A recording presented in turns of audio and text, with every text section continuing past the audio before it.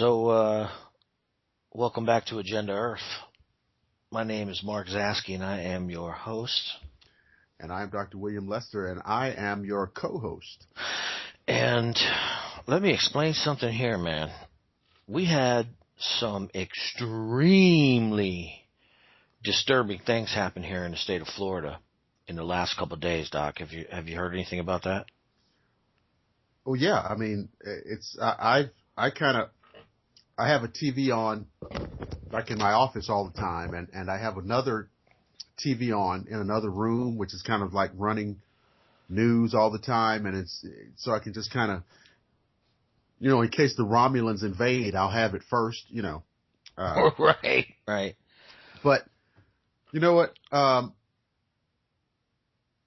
I am caught up in like a mixture of like attitudes and emotions of like I'm angry and I'm sad and I'm hurt and I'm enraged and I'm confused and I am, all of these things. And it's so funny because, I'm sure that, 20 years from now, that, people will kind of muse on this and say, well, what happened? Well, we're here right now. Oh, yeah. And this is for us a living reality. It is. And we're not going to forget. So when you're talking to some kid 20 years from now, you're not going to forget. And I can't say enough about this. I am sickened by what I'm seeing playing out on television here. I gotta agree with you. And both Melanie's children and my son are both up in college in that area. And really? Yeah, man. And you look at this situation. And anytime something like that comes across the news, I don't care where it is, it's disturbing. And, a lot of things, like you just said, man, all kinds of things run through my head. And, I have a tendency to try to look a little deeper, and I'm sure you do as well, at like, what could possibly motivate and then push someone over the edge to commit such a heinous, violent, hateful act against not just one human being, but we're talking about, this is something that will go down in the history of this country as this is the worst mass shooting ever, in our history. Ever. You know what I mean? And not only that, but, they don't know anything about what's going on. To this minute. You know what I mean? Like, I just saw a report like 2 hours ago, and they're still standing outside so-and-so's friend's apartment, and they're like, nobody knows. They're trying desperately to get some kind of handle. But let me say it again. This is the worst mass shooting in American history. So, from 1776, ladies and gentlemen, and here we are in 2016. At the beginning of the summer of 2016, we're treated to this horror show. Okay? And it is I said on a previous show, so and so, how can we be doing this in 2016? Well, how can we be doing this in 2016? I'm saying it again. I don't get it, man. I am tired. You talked about being tired. Oh. I am tired of this. I am tired of this scenario. I am tired of, one more time, we have a person or a group of whatever, in this case one person, who has poisoned his mind, allowed his soul to descend down into the blackest pits imaginable.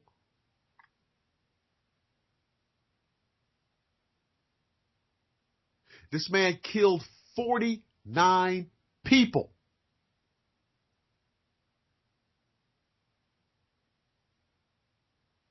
He killed 40. Thankfully, the Orlando police or whoever it is spared the taxpayers down there the expense of incarcerating him and trying him by putting him out of his misery. That's the good part. They put him down like the dog that he was. I mean, you talk about losing your humanity. I don't know, man. Have they said anything about his background? The guy was from New York. His parents, I believe, were Afghan. Okay. But he's a New Yorker. He's an American citizen. So, a quote ban on Islam would not have prevented this. Just in case those of you, who are in love with that idea, which is also un-American. So this cat was born here. This is an American citizen. A kook, but an American citizen. Yeah. Living down there in Orlando. Apparently, not only had he scouted out this particular nightclub, he had actually scouted out Disney World.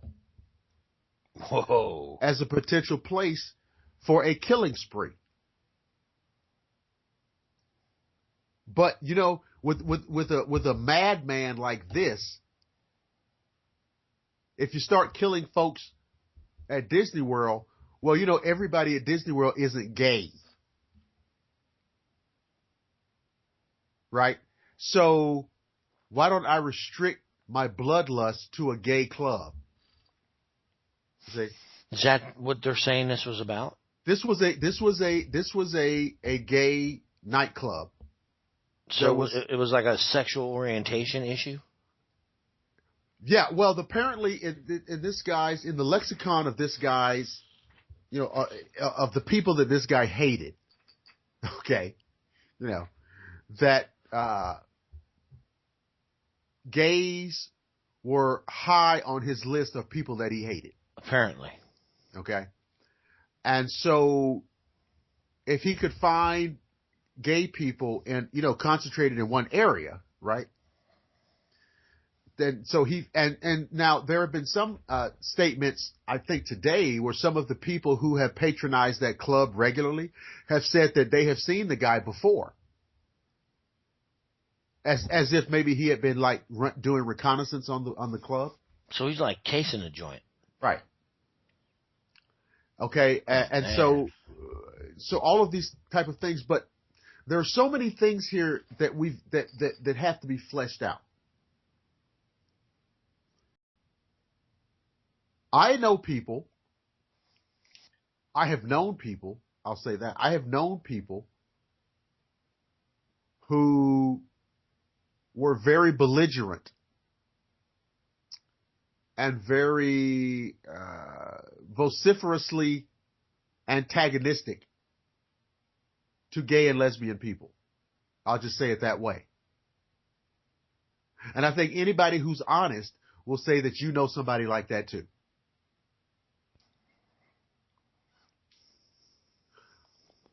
But this is the United States of America. And those people in that nightclub were your countrymen and your fellow human beings. And they were gunned down like animals.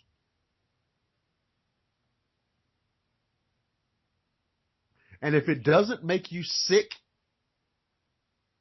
that's because you're already sick. Yeah, I'd have to agree with you on that.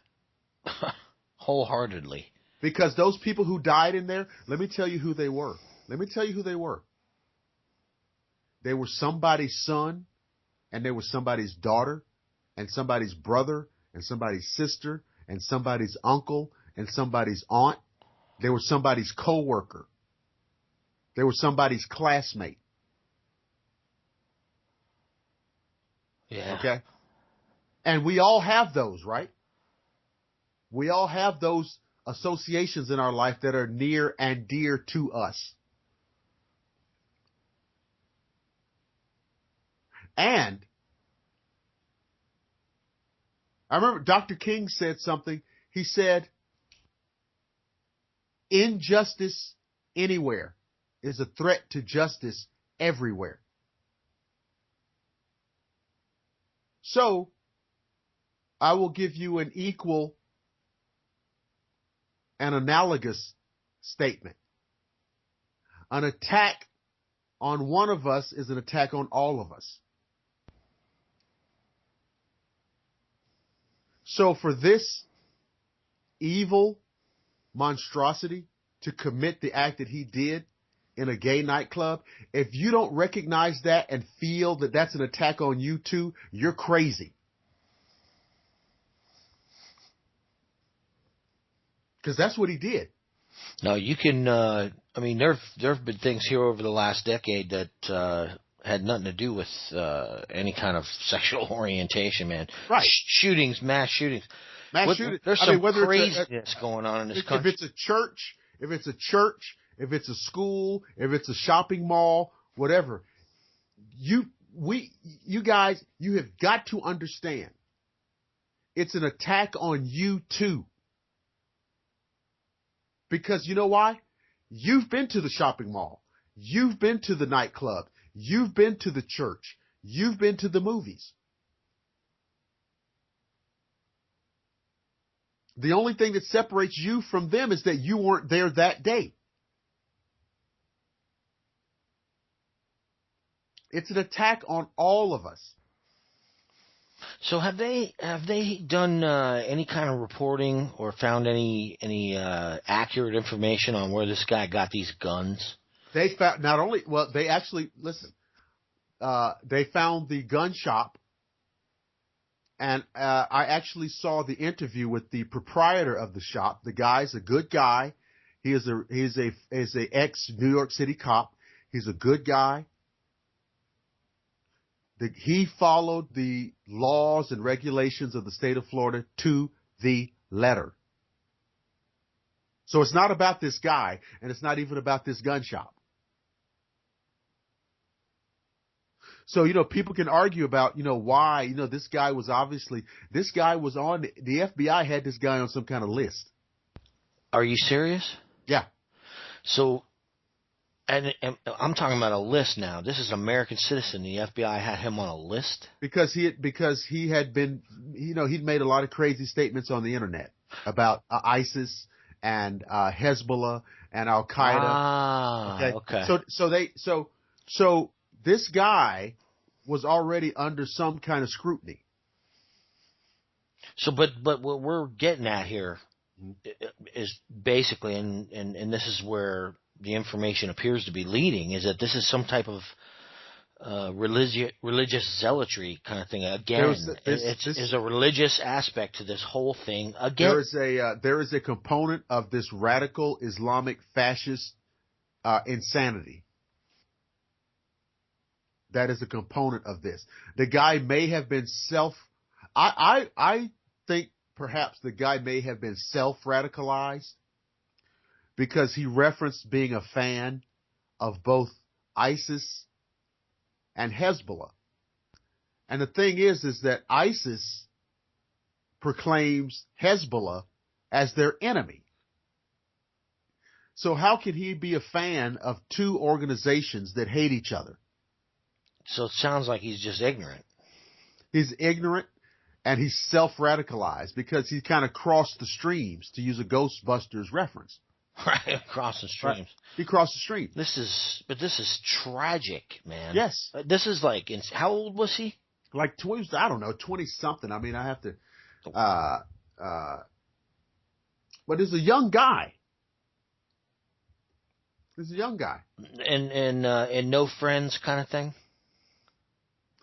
This guy a loner type? He had I saw an interview with his ex-wife. He was apparently married previously. And the interview that I saw was the ex-wife saying that, oh yeah, he was crazy because he like abused her in a number of ways. Oh boy, okay. Omar Mateen is his name, and he said he pledged allegiance to ISIS. It doesn't mean that he was a member. He says he pledged allegiance to ISIS, which means he was a fan.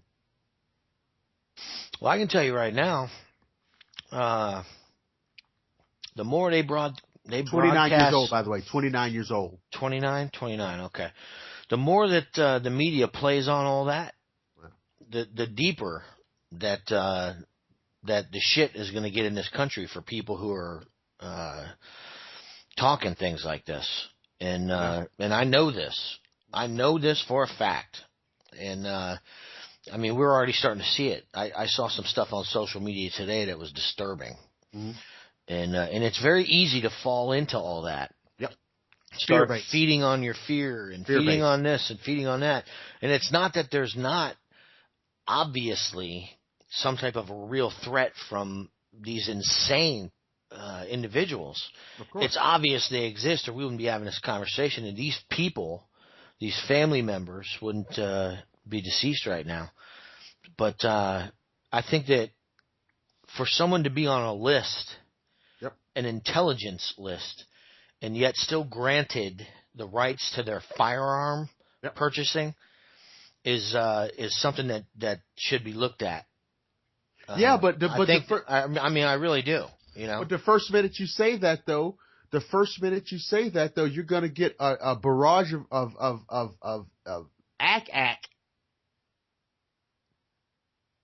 from, the Charlton Heston types.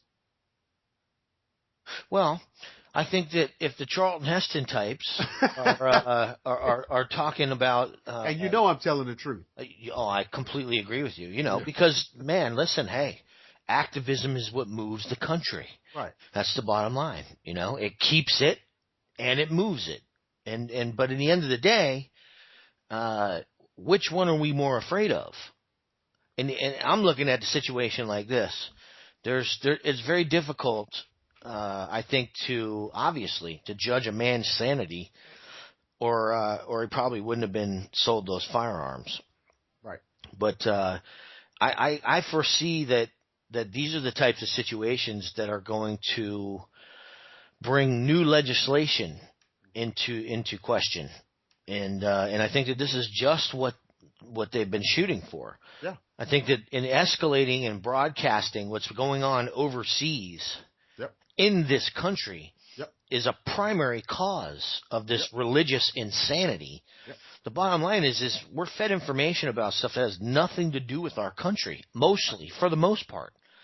Right. I'm not saying that it shouldn't be important, and that we shouldn't pay attention and try to help our neighbors. But my God, man, the way this is going on now, it's I mean, look at this. This is just, it's tragic.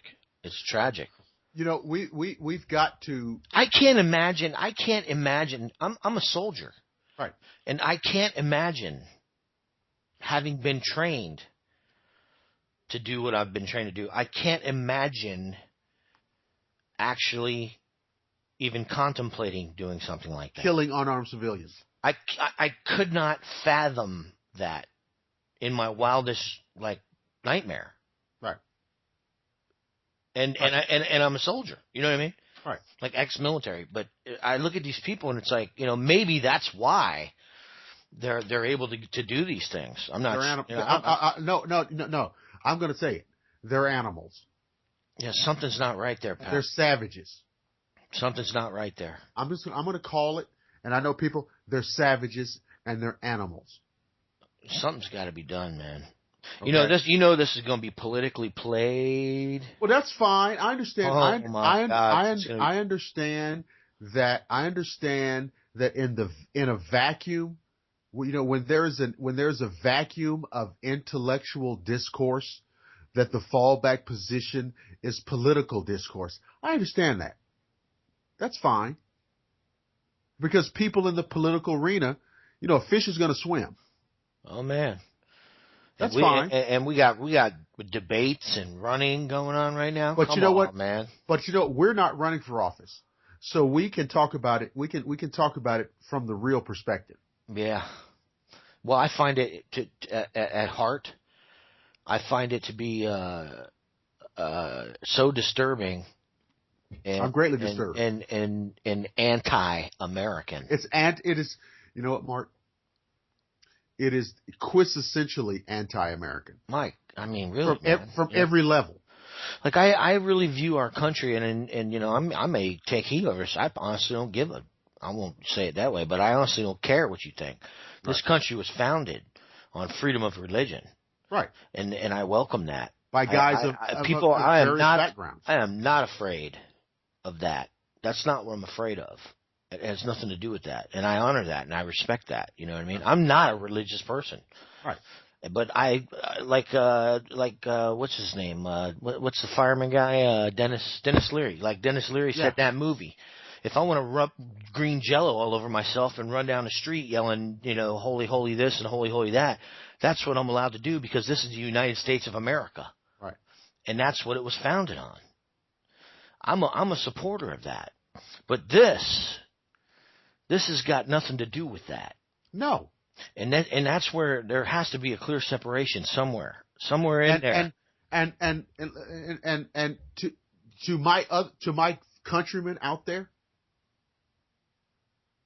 my countrymen out there, if you think this is about Islam, then you're stupid, and I'm ashamed of you. I'd have to agree with you on that. I'm ashamed of you. This is about madness. This is about madness. That's what it's about. It's about inhumanity and sheer, stark, stripped bare madness.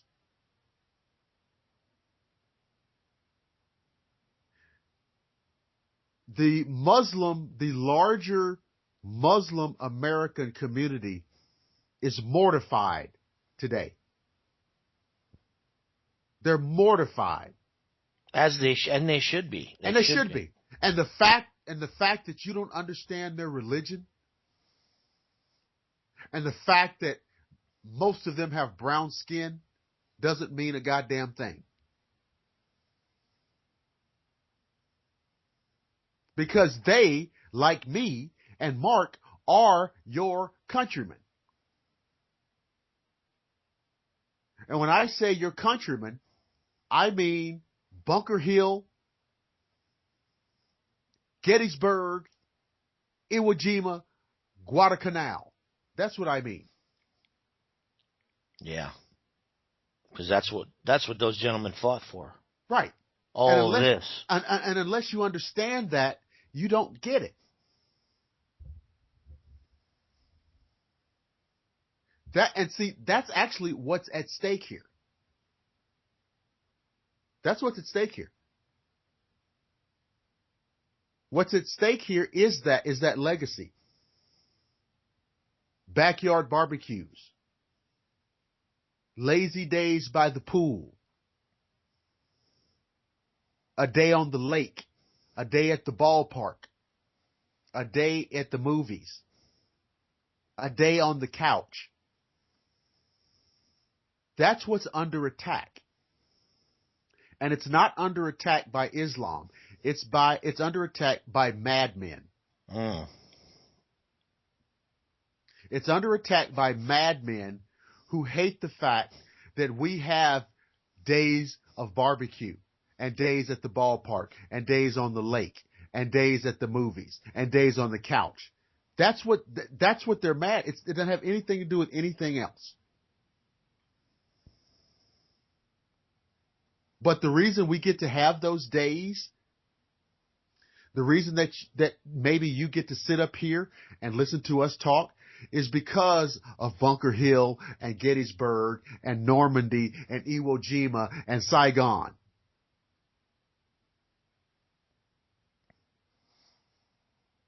That's what's under attack. So, as we like approach like the 4th of July holiday, you need to think about it as more than just a day off. Where you can, show everybody, how good your ribs are.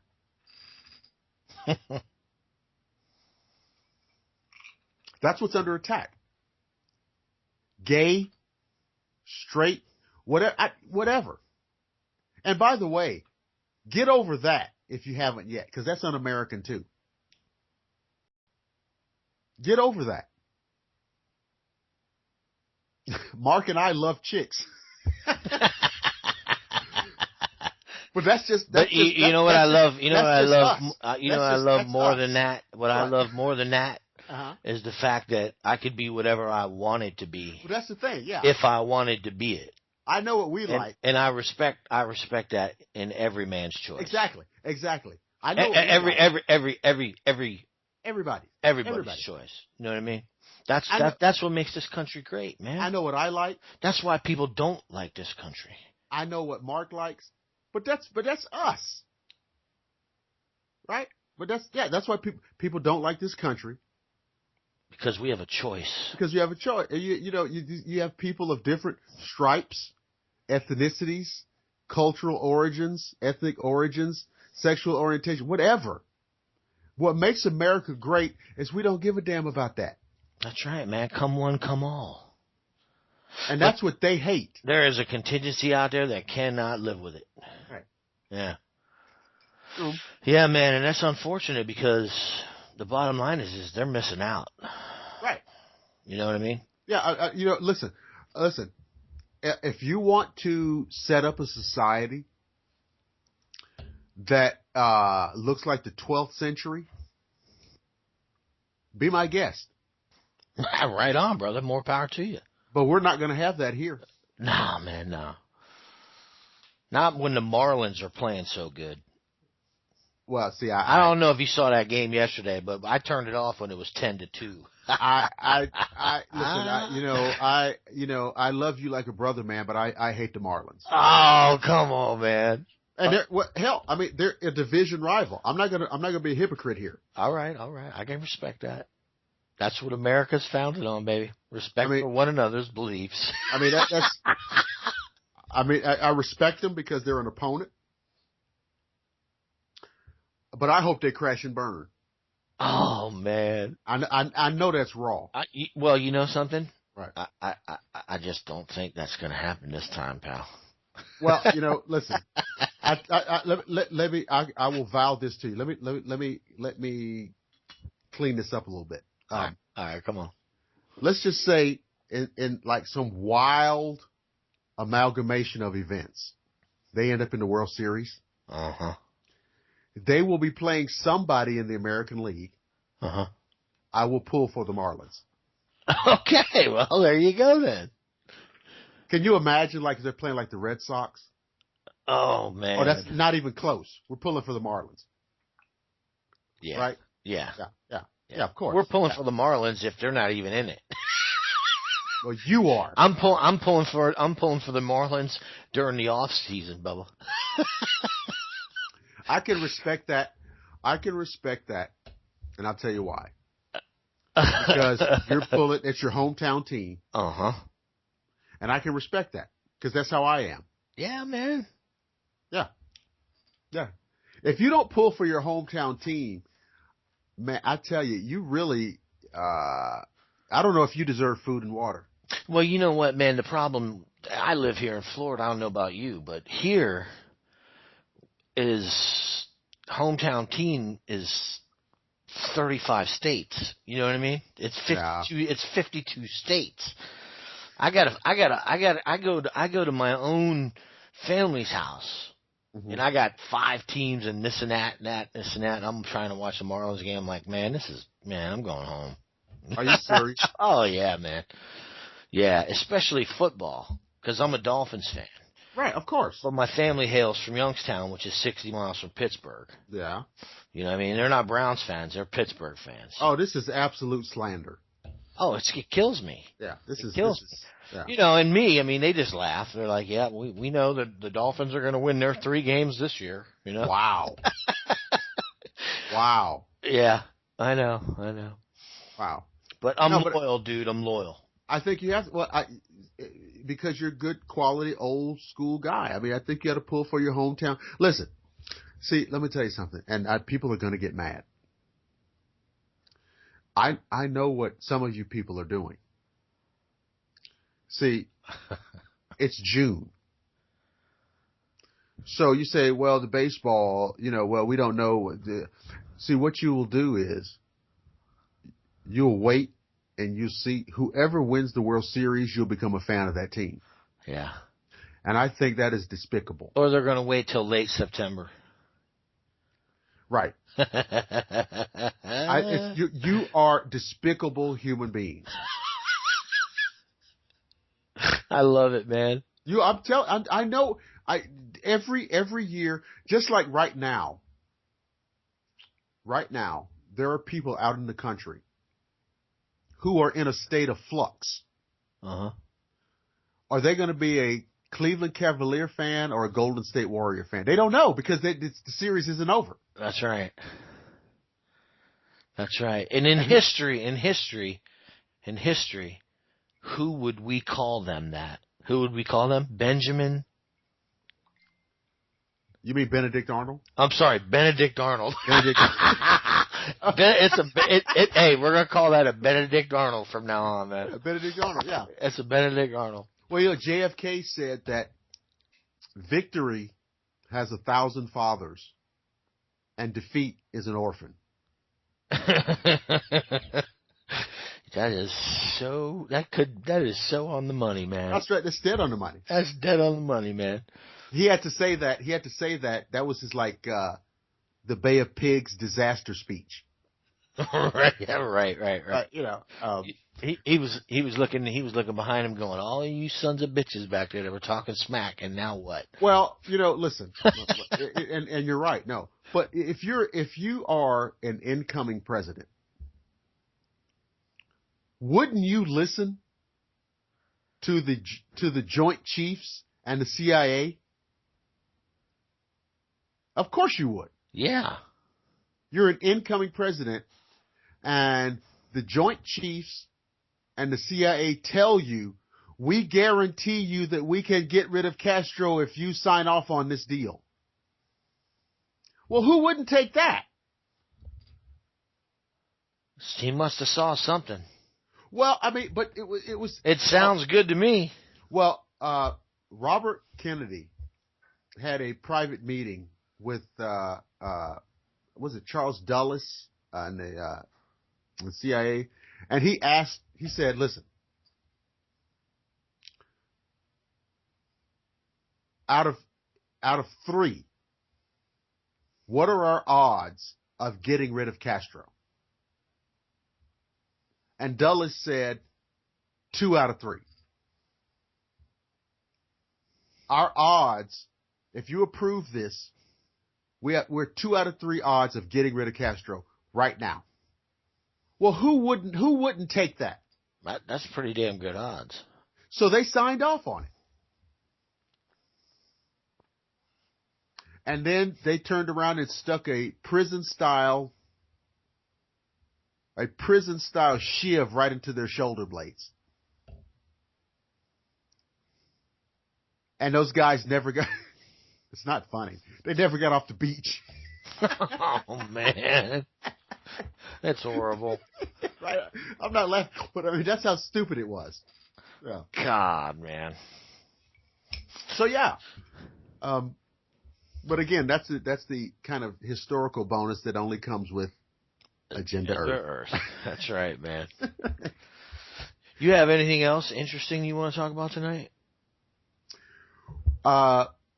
Aside from the fact that right now, as we're talking, I'm getting text messages.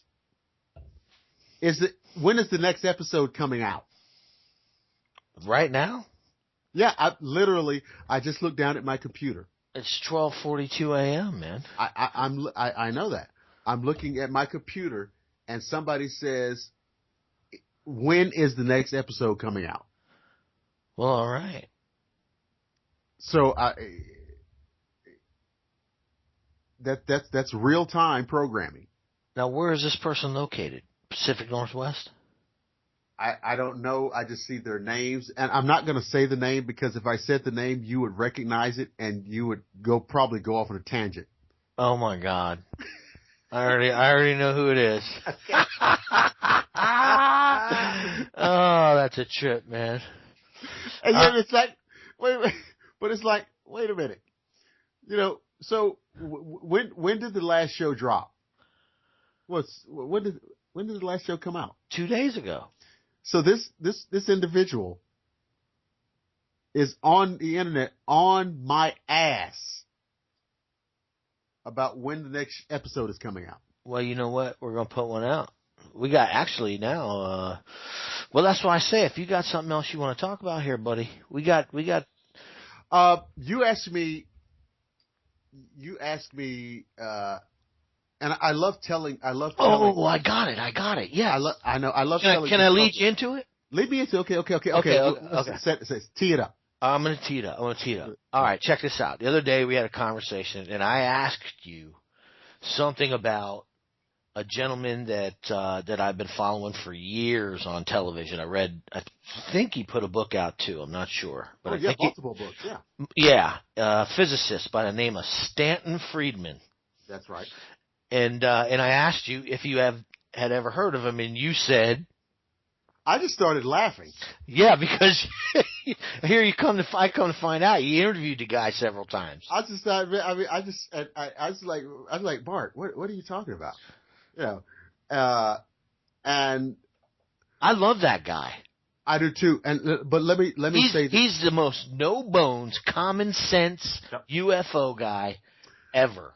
Let me tell you something about him too, because the interviews with him were great, but the off-air private chats were really where it's at. Well, they always are. And how well we both know that. He is, when you talk about, your kindly old grandfather, he should be everybody's grandfather. He is the real deal. He is very personable. I talked to him off the air. He's very personable. I've talked to a lot of people who were sweet on the air, and when you get them off the air, they were damn dragons. But he is a really sweet, personable guy. That's just the way he is, huh? Yeah. It's legit. I mean, off the air, he was telling me stories about Jackie Robinson. Oh man. I'm like, what? Well, So when they played the Cardinals, when they played the Cardinals, it was da da da da. I don't think you knew it, but it was He was there. Yeah. Oh man. So, Stanton Friedman is a nuclear physicist. First of all, he worked for 14 years for General Electric, Aerojet General Nucleonics, General Motors, Westinghouse, TRW, McDonnell Douglas. Folks like that. Starting in 1956. So he's seen a few things. Mm. He has been a member. Now listen to this. He's been a member of the following organizations: the American Nuclear Society, the American Physical Society, and the American Institute of Aeronautics and Astronautics. Some people might say he's an expert. Okay? He lives up in Canada. I would say, oh, by the way, let's give his credentials, because people love to carry on about credentials. University of Chicago, a phenomenal school. Bachelor of Science, Master of Science in Nuclear Physics. Hello. Okay. So, Stanton Friedman is probably the foremost researcher on Roswell. Okay. And, he was the first civilian, I would say, to document the actual physical location of the Roswell crash. And he does support the hypothesis that it was a genuine crash of an extraterrestrial spacecraft.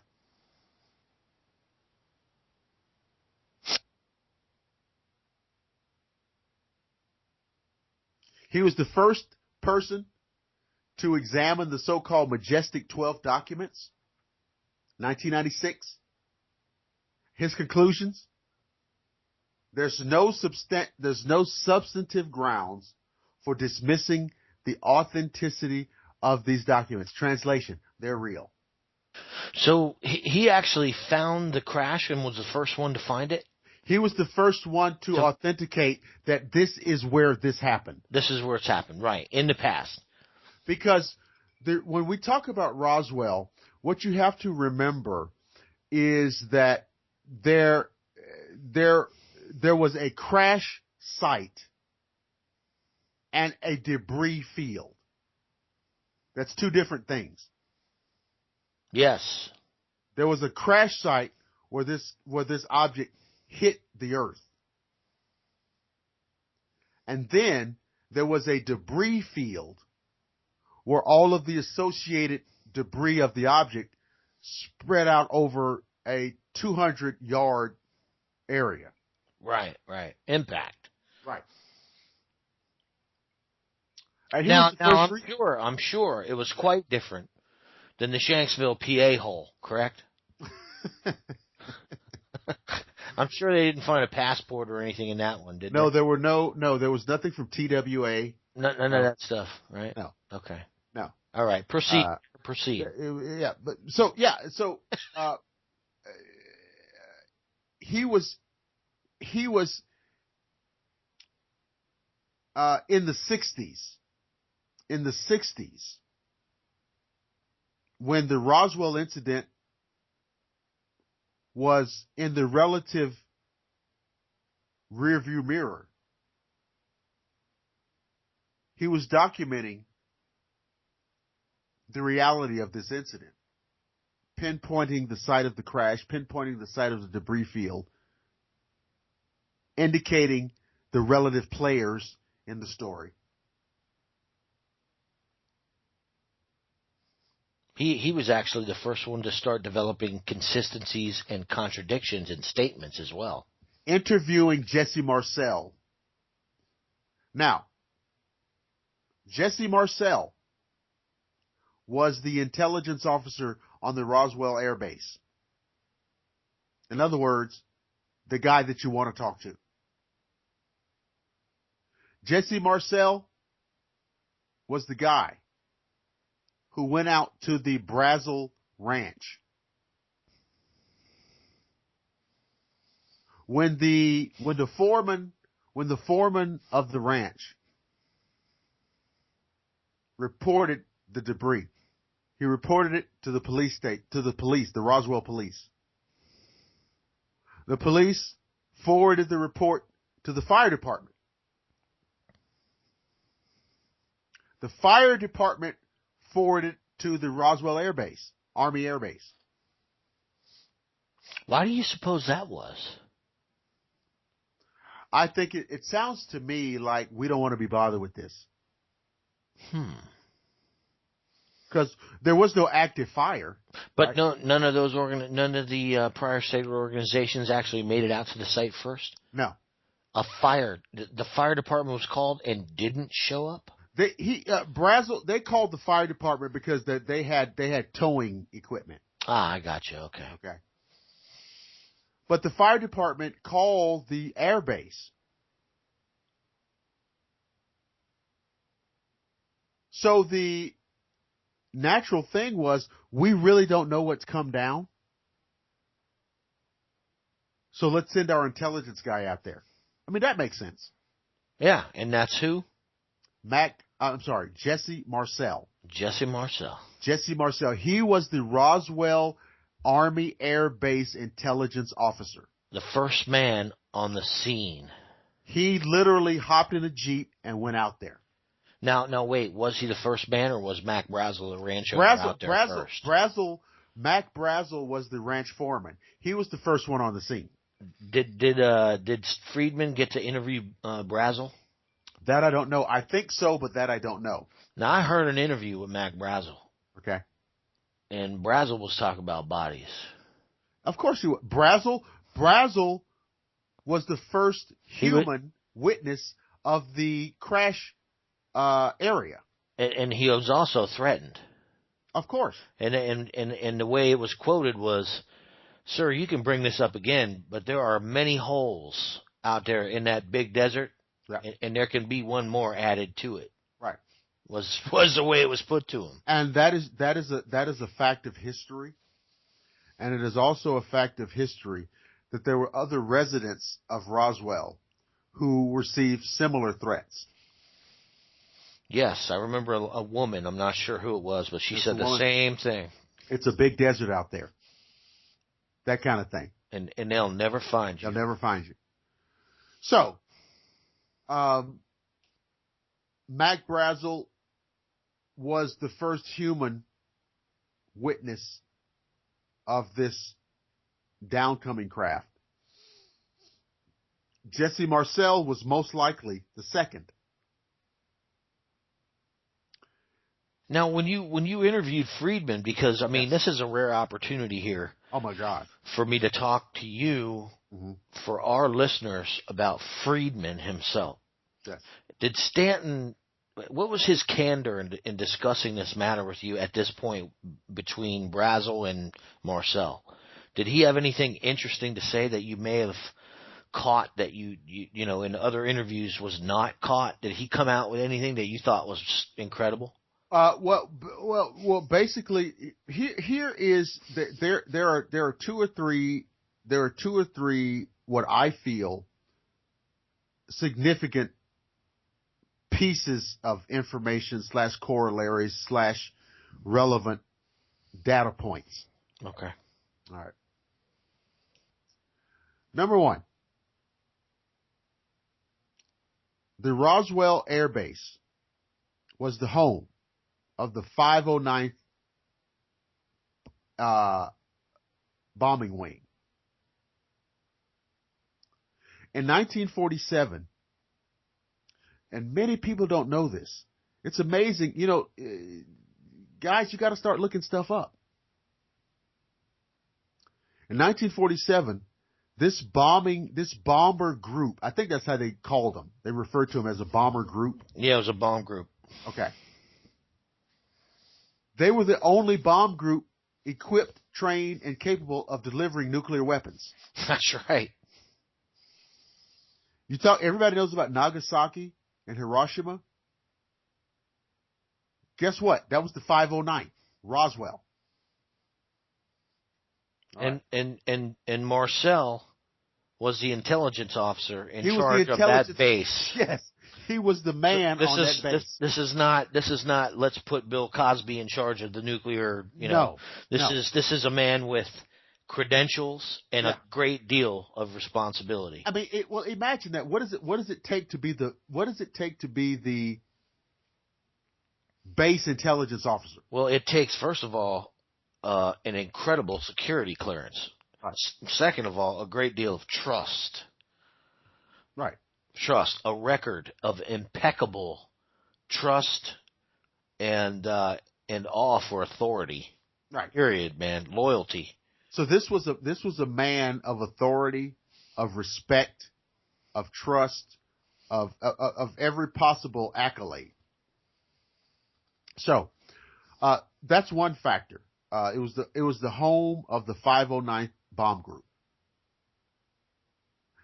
which means at that time they were considered elite. They were elite. Nobody else in America was so trained and so equipped and so outfitted as the 509. They were the best of the best. But wasn't it Marcel himself that actually released the first report that it was a crashed disc? Well, This man who obviously was trusted with the security clearance and the it, intelligence to actually run this place? technically, well, it depends on how you want to. It depends on how you want to play with the word release. uh, yes, Marcel retrieved debris, and yes, Marcel filed his reports as he was required to do. In those reports, did he note bodies as well? Yes. So he noted the bodies of extraterrestrials. Well, of course, in those days they didn't use those words, but they would use words like pilots. Pilots, okay. Because remember, that's the pre-space age, so we weren't even using the word astronauts. Yeah, it wasn't. EBEs weren't even used yet. No. However, a press release was submitted and approved because there was also a base press officer. Just like they have an intelligence officer, of course, they have a press officer. Right? Oh, and you know he had to get somebody signed off on that. Well, without a doubt. Yeah. And Walter, his name was Walter Haut, H-A-U-T. Poor guy. He was the public information officer at the 509th Bomb Group based in Roswell, New Mexico. Bottom line. I just call, Talk about wrong place, wrong time. So you see what I'm saying? Oh, man. So, he was the one who composed that initial press release. He composed that press release, which was then signed off on by the base commander. The base commander himself. Well, can you imagine a press release going out from a base without that authorization? Well, I think I lost Mark. He was. I can imagine a press release like that going out and easily being dismissed in that capacity. But who was the base commander who signed off on it? Was that Ramey? Colonel William Blanchard. Blanchard, okay. Okay. The base commander was Colonel William Blanchard. And it said, quote, the United States Army Air Forces had recovered a crashed flying disc from a nearby ranch. Anything else? Well, I mean, the pilots involved. This was the headline. This was the headline. Oh, I got you. Okay. So I don't have at my disposal the text of the article. The initial. Yeah. Did Friedman have the initial? Oh yeah. Well, yeah. I think the article is in the public domain. I mean, that's not. Well, I know Friedman also had some type of part in examining a photograph that they zoomed in on. Okay, all right. You beat me to it. Go ahead. I'll stop. I'm gonna stop you right there. Go ahead. All right. That's because it's a great corollary. It just goes right in, doesn't it? Right, because like if somehow you're predisposed to think that Roswell was just a culmination of a weather balloon, you are just like 10 different kinds of wrong. Okay. So there are a series of very famous photographs taken in Colonel Blanchard's office, in which you will see intelligence officer Jesse Marcel's down on one knee, holding what is clearly the debris of a radar reflector. I've seen that many times. And you will also notice that he has a look on his face like, what the hell are you guys doing to me? That's right. That's right. Google the pictures, people. I've seen it many, many times. Look at his face. He's like, oh my God. Yeah, he's like, what is this? Even the way he's holding it with his He's fingers. like, oh, he's like, what? And the crazy part of that is you have the most elite bomb wing group in the world. What are the odds of these guys misidentifying a piece of their own equipment? Yeah, man. Zero. Come on, man. Weather balloons and radar reflectors were used regularly on this base. They even came down in the town of Roswell. The folks who lived, the residents of Roswell, knew about them.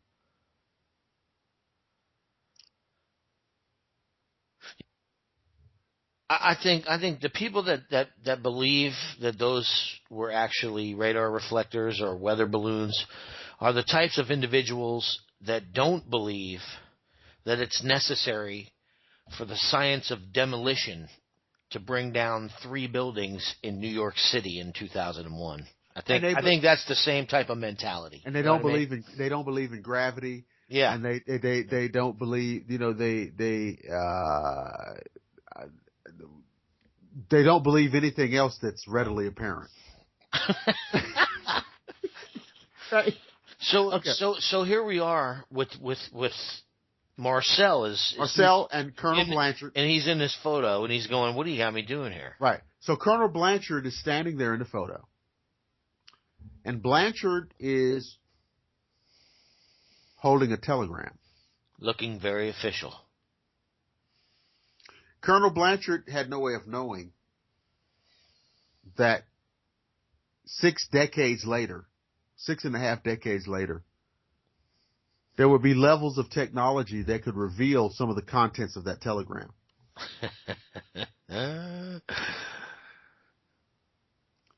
And but you know the beautiful part though, right? What is that? Is that, like you just said, it was done. It was done. And I loved reading every single letter of it. So, although it is true that you can't read everything on the telegram, but that's not necessary. No, it's not, because what it is incriminating. Because what exactly what this juicy parts, words like victims, crashed, UFO, disc, all kinds of shit that backed up the original statement. Okay. So what do we know? And I know, and this makes the debunkers lose their mind, because that means that we already know that it doesn't have a goddamn thing to do with radar reflectors. We know, without knowing anything else, that a disc crashed and there were victims, because the word victims and bodies are also discernible in that telegram. Not to mention the fact that a crashed radar reflector or weather balloon doesn't leave a gigantic crash site with a debris field that spreads out like that. I mean, by the way, what radar reflector has a 200-yard debris field? You know what I'm saying? I mean, come on, man. 200 yards. That's 2 football fields worth of debris. Yeah. That's a craft. Yeah, and unless they were completely consumed with being politically correct about littering at the time, to make sure they picked up every stitch of tin foil, then it makes no sense. Right. No sense at all, because they had crews sweeping that area for weeks and weeks. They did. I know in 1947 they had metal detectors. Oh man. So they swept it like crazy. Oh yeah. So that was one hell of a recovery mission for a weather balloon. Yeah. For a radar satellite. You know? And by the way, why would you need metal detectors to sweep for debris from a radar reflector? It's polyurethane. Right? You Yeah, know? man. Yeah. Yeah. No, man. So, No, but man. these, That doesn't even mention right. the well, technically illegal aspects of what happened with the individuals that actually brought things to to their home and their family examined pieces of Jesse it. Marcel, yes, it's true. Jesse Marcel did bring a cardboard box of some of the materials to his home.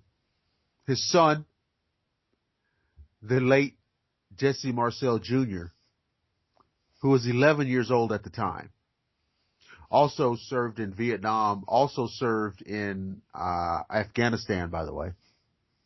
Hmm. He was a physician. He served as a physician in the Afghan conflict, whatever we're calling it now. You know, he was 11 years old in 1947, and he witnessed his father pouring these items out on his kitchen table. And he stated emphatically throughout his life, there were substances that looked like aluminum foil that when you scratch them with a knife, the scratch would disappear. If you folded it up, it would unfold, like what we now call memory material. So, like a metal that mimicked the properties of, say, a bed foam Right. nowadays, Exactly. like a memory foam out of metal. Exactly. Memory material. Absolutely. Transparent aluminum. When placed under the flame of a cigarette lighter, would not scorch. So heat resistant. Right. Huh. These were the material Now splayed out on the kitchen table. he stated something about also there was a strip, some type of a metal strip that had interesting symbols all over it. He called it an I-beam. That's right, an I-beam. And on this I-beam, it was perhaps 12 inches long. Yeah, I heard 12 to 15 inches long, Right. somewhere in there. A thin strip of metal, which had what he, as an 11-year-old boy, he said seemed to him like Egyptian hieroglyphs. Oh, man. Zechariah Sitchin fans everywhere are grinning. I was just now. Right. But, so, in other words, hardware from this crashed vehicle, this crashed extraterrestrial vehicle, splayed out on his kitchen table. 11-year-old boy. Okay? And this was just a small cross section of the kind of debris that was found at this crash site. But now, was Friedman Yes. the one who got this out of Marcel? Yes.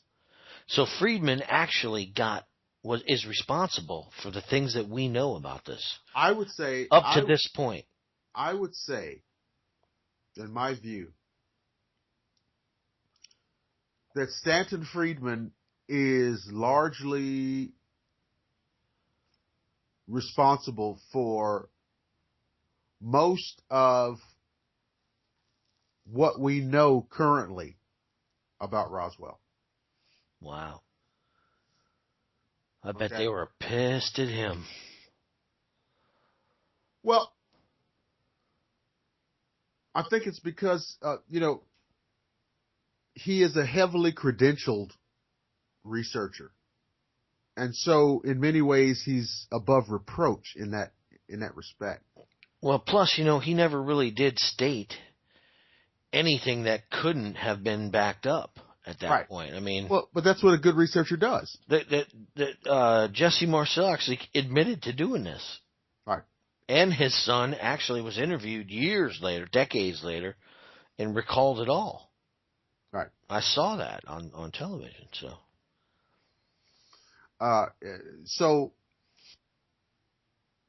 he has done he's done a great deal of work, and it's really good that he has, because I think he's 81 years old now. He's 81 years old now. So we really have a valuable resource of information that he has provided for us. And he has absolutely established the Roswell incident, so-called, as an inexorable fixture in American history, and therefore in human history.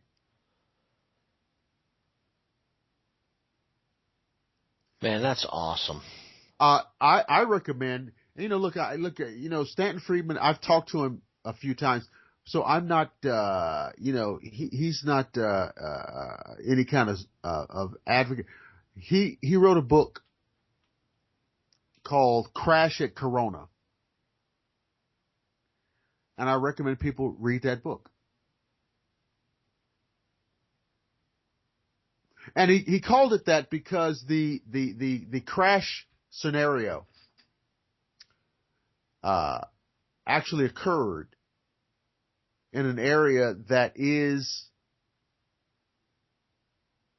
fixed in between these areas of New Mexico: Socorro, Corona, and Roswell.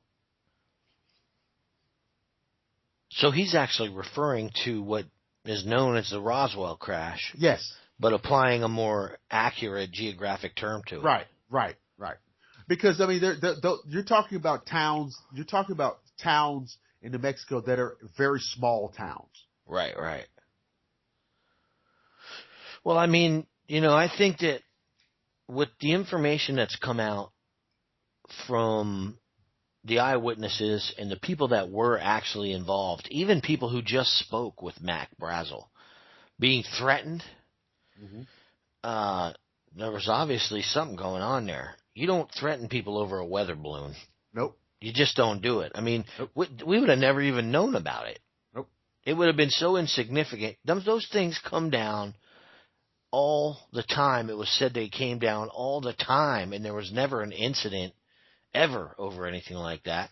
Well, the other thing too is, look at the first press release. The first press release was talking about a flying disc. Completely different. It was the second press release that talked about a radar reflector. Right. So what do we have here? We have a case where the real story got out first. Okay? You guys who love conspiracies, forget about that. The real story got out first. And then, once everybody got their bearings and realized, then they backtracked.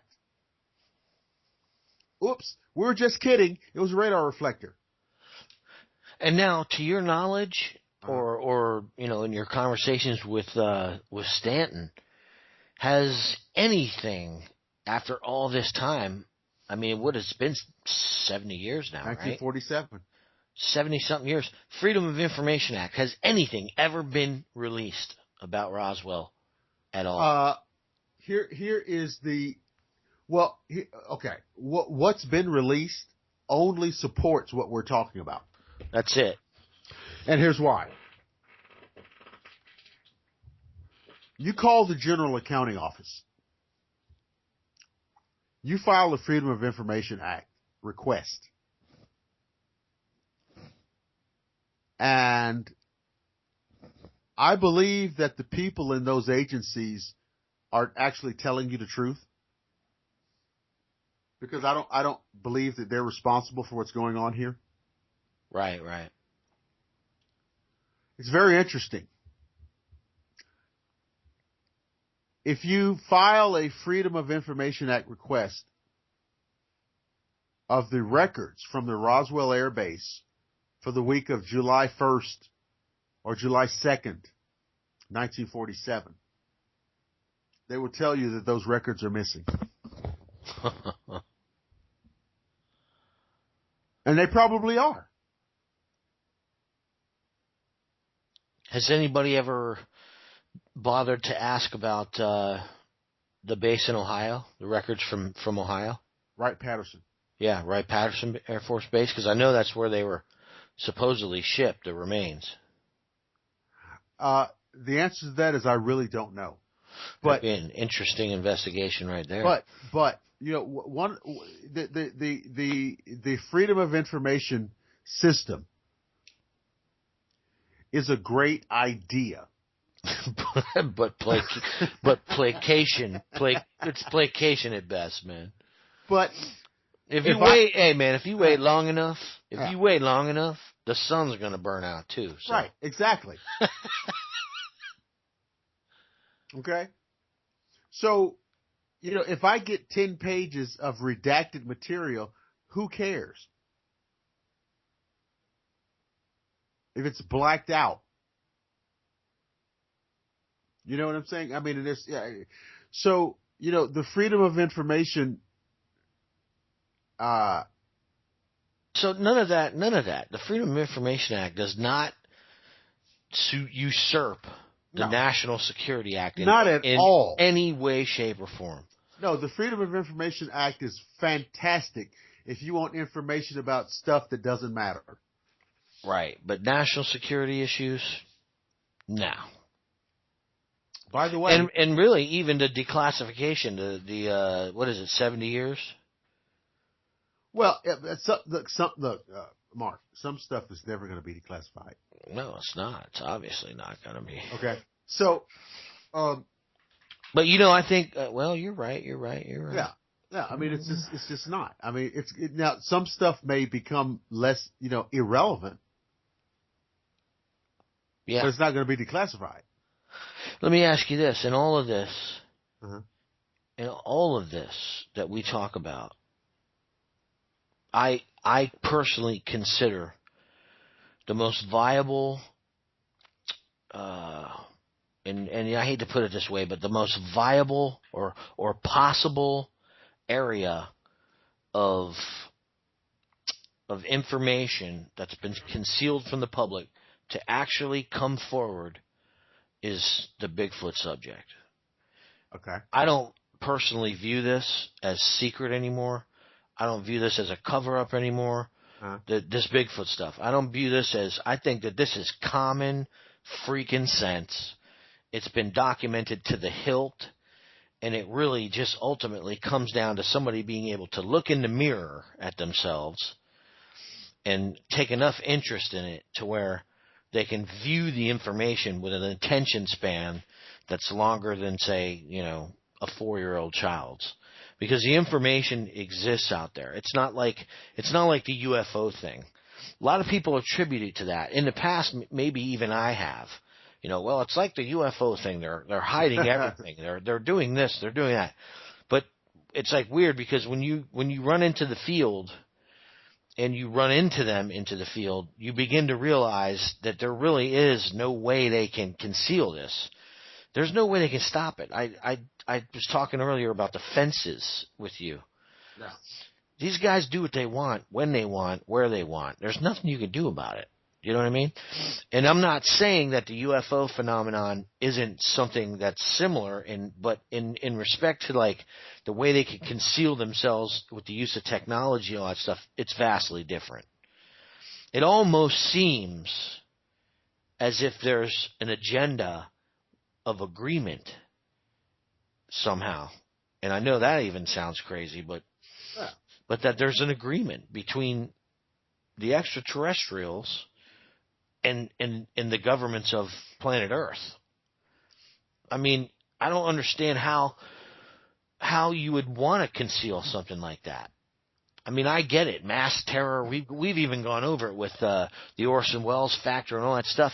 Mm-hmm. But the bottom line is, if these horrors that are being described, I mean, let's just look at the sheer number of individuals that disappear from the United States alone every year.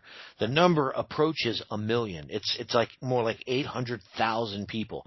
Right. You cannot attribute that many people to just simply, I feel like absconding to Alaska, or, I fell into a hole, or, I mean, I'm sure there's a certain percentage of those people that chose to walk off into the woods and commit suicide. But there's got to be a number of those people that have become victims in some of this that we've been talking about tonight.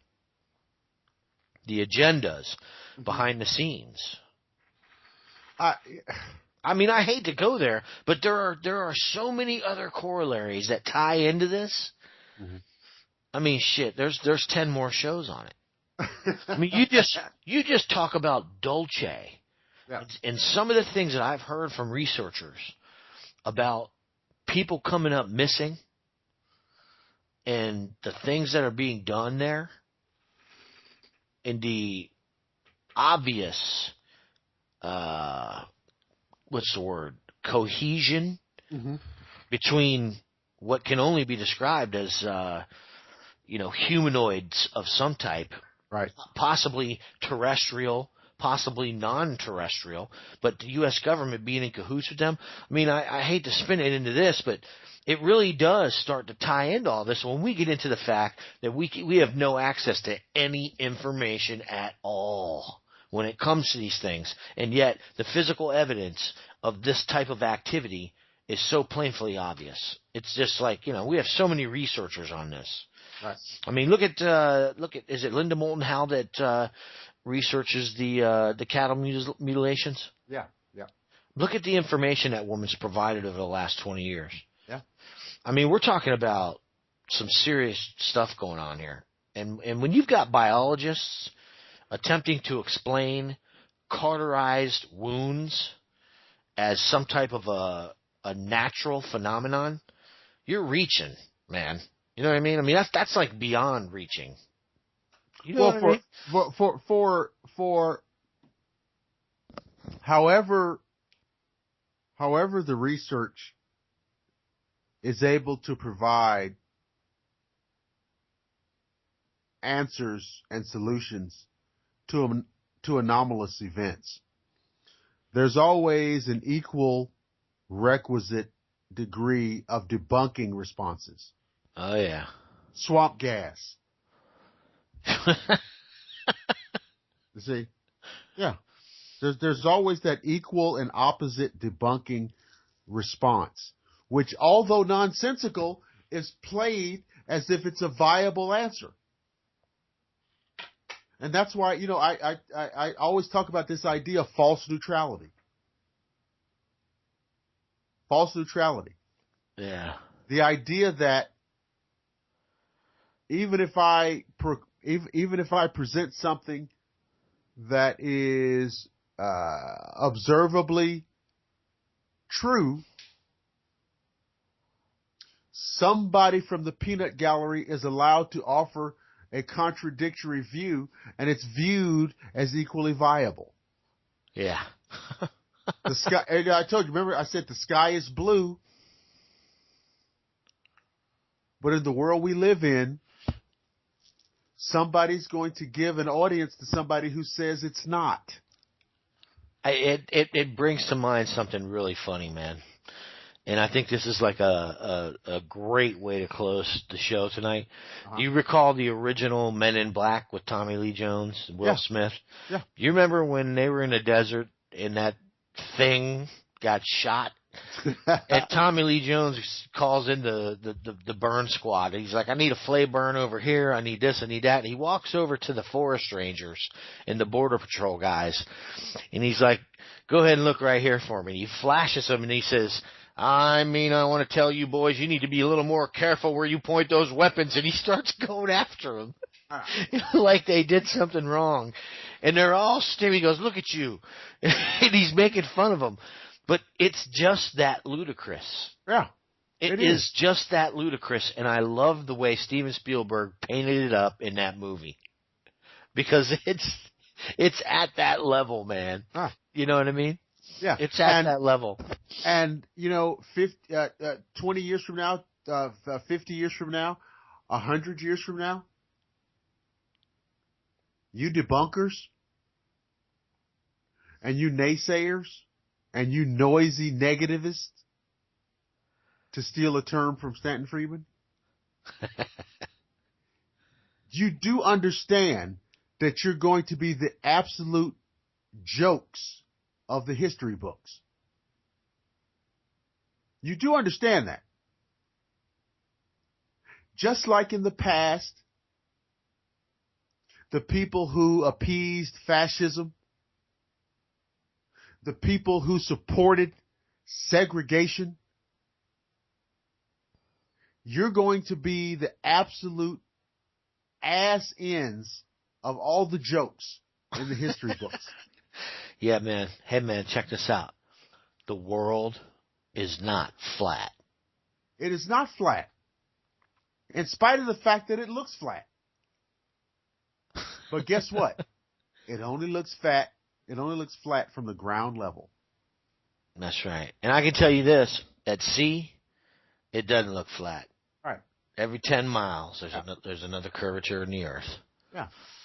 So, hey, another great, dare I say, epic episode of Agenda Earth. So, from all of us to you, I am Dr. William Lester. And I'm Mark Zasky, your co-host. We look forward to bringing you another episode soon. Stay cool, peoples. You've been listening to another broadcast of truth. Anything else, Doc? Hey, just nothing to do but swing and dig it. We'll see you next time. Later, guys. Have a good night.